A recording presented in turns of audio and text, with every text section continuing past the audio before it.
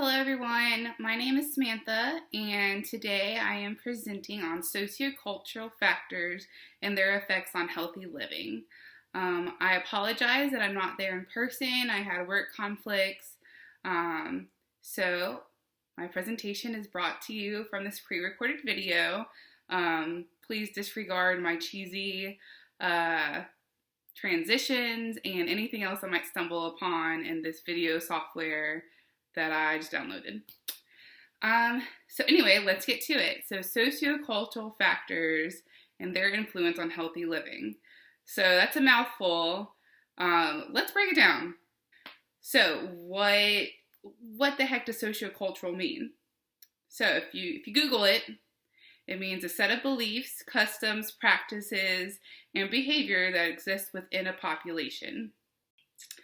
So I like to think of the blue zones we discussed earlier this semester as some golden examples of sociocultural environments that really harvest healthy living.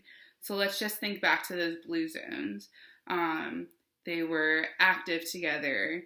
They had a support system. They had a reason for getting up in the morning. They had healthy diets. They had exercise in their everyday life. They had all these things that really just improved their health. Very just healthy, all-around way of life, not just in diet and exercise, but also in those human connections and those just life skills, and their sense of community was really just a healthy environment. So that is kind of a golden example. So I think it's really easy to look at other cultures and see their sociocultural factors and how that can influence their health and their healthy living.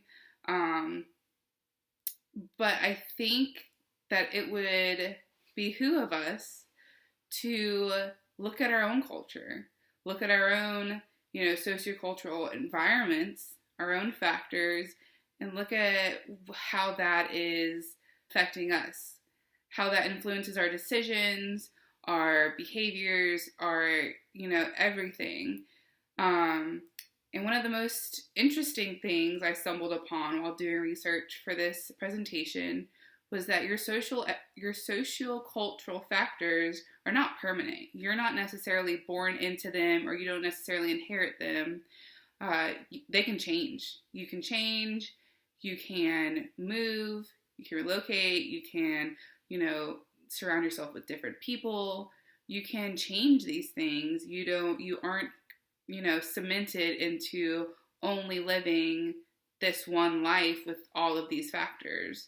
So I thought it was really interesting to keep in mind as we go through this. It is easy for us to look at other cultures and, really objectively look at their norms, their values, their religions, and, kind of pick them apart objectively. And not saying that's bad. It's a great educational tool to be able to, see those differences. But I think it's, a little bit of a struggle to look at our own society, our own culture, all of those factors that are influencing us every day, and to, kind of identify them and see how they are impacting and influencing us. So for this presentation, I'm going to focus on good old Carteret County, USA, and really explore what those factors are that are influencing us every day. And even if you don't live in Carteret County, these, demographics kind of expand to surrounding towns. I know I live in Swansboro, and I feel like a lot of the information and conclusions I drew from the research I did is definitely relative to my community. So let's get started.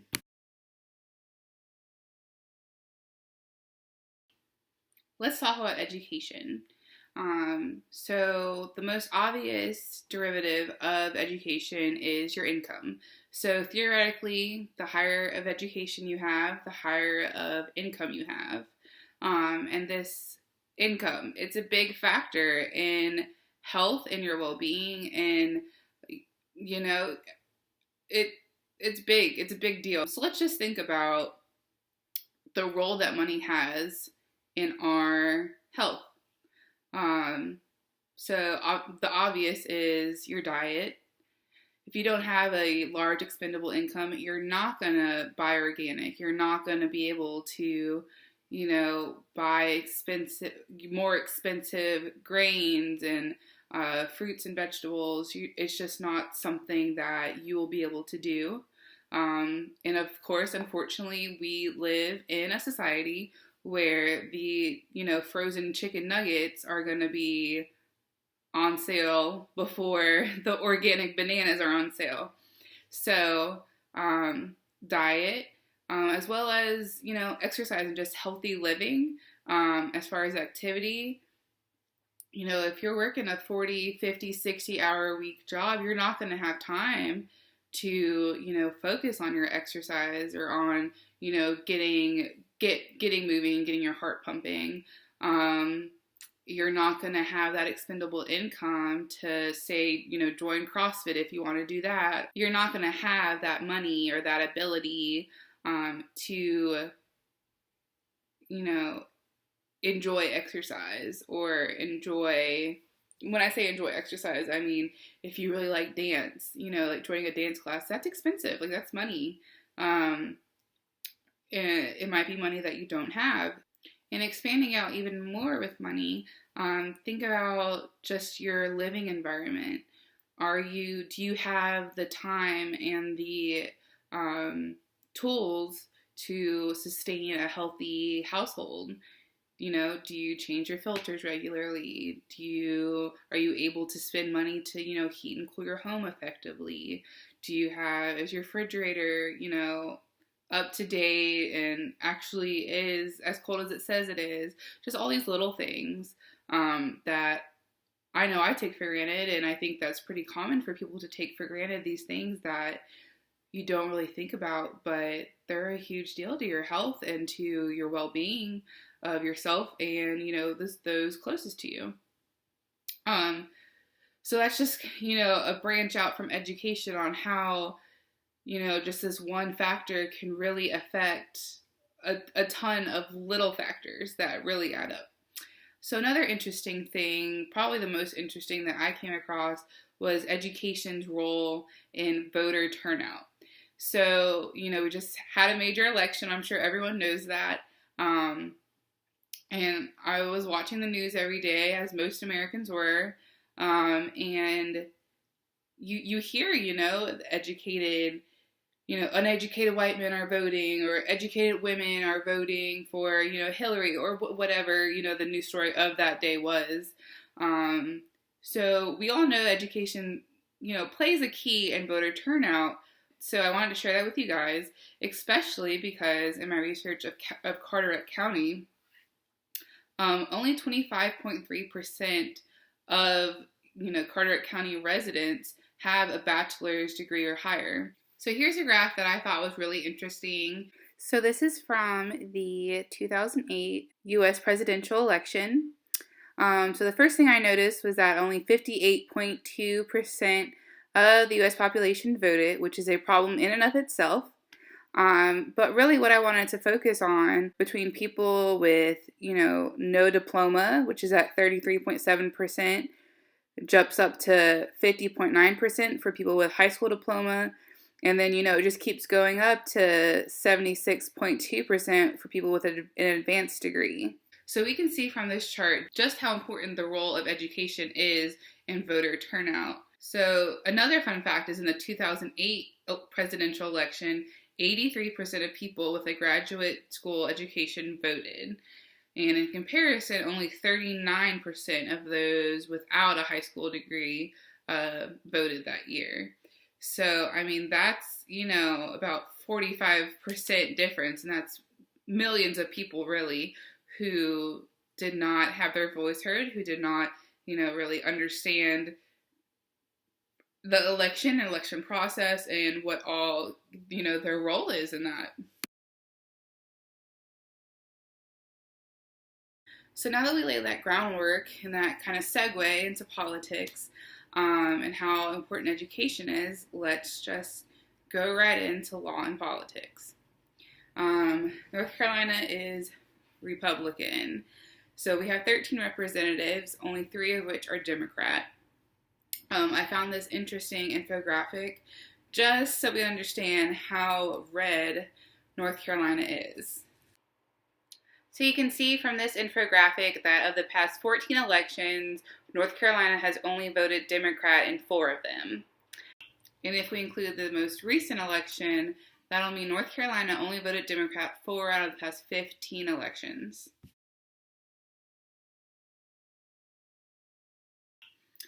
Following talk of politics, I think it's a good time to talk about religion.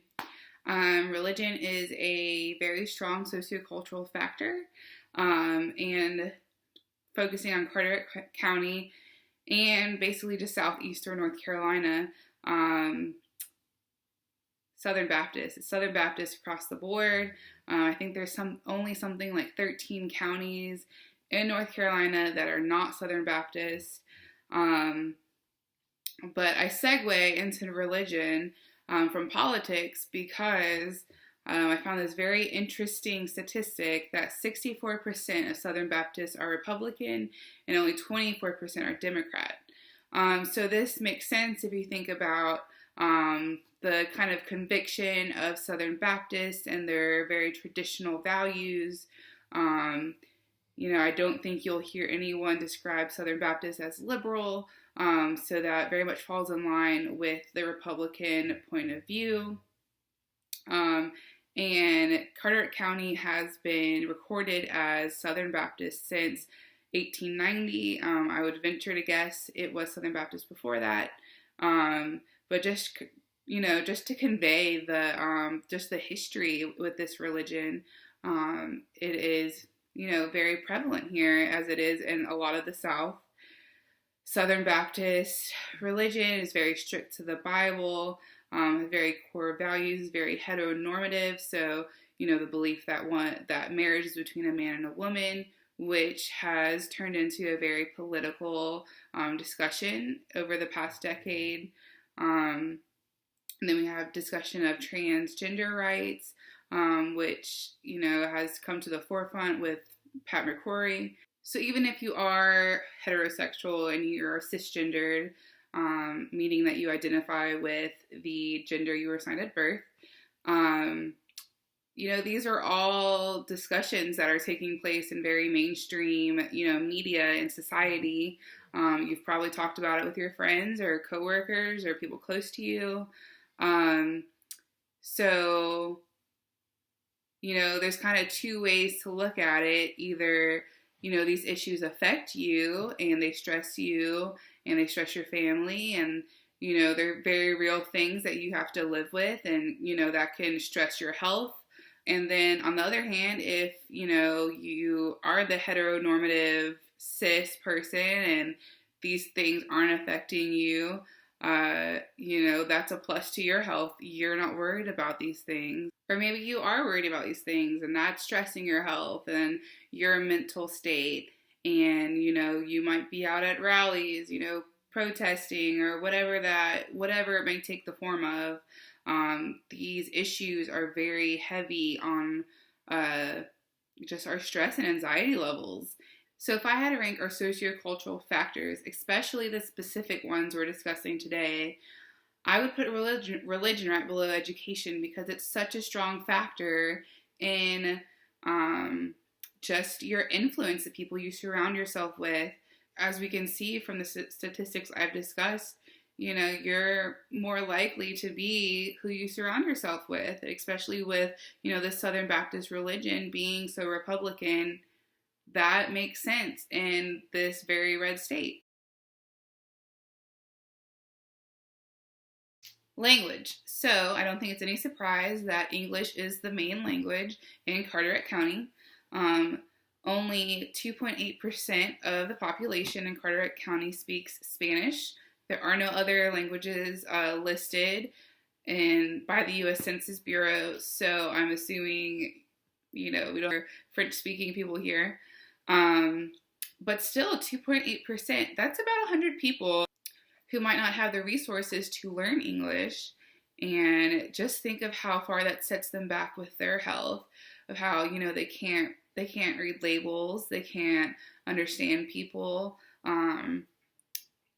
Just think about how hindered their education and information is because they cannot speak English. So as I conclude this video and I set out to edit all these clips together that I've struggled through this whole day, I challenge all of you to kind of look around you and think about what your sociocultural factors are and how they affect you. And think about how maybe if you weren't in Carteret County, USA, if you were somewhere else, what those sociocultural factors would be and kind of how you would respond to that, and think about, getting out of your comfort zone and kind of understanding what your beliefs are and what your core values are.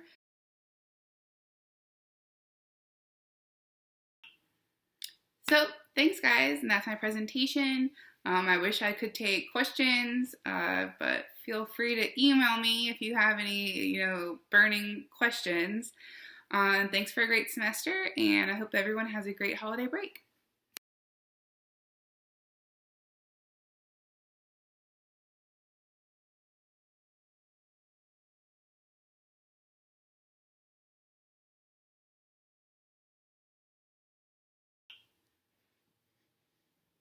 About 100 people or so. Wait, no, that's not right. That's not very well.